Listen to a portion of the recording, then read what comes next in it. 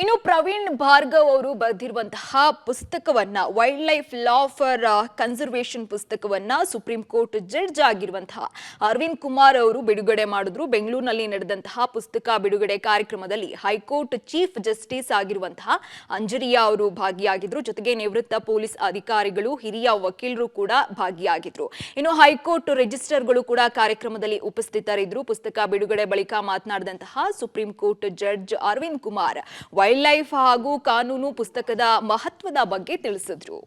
And when he said that he wanted me to release the book, I said, see,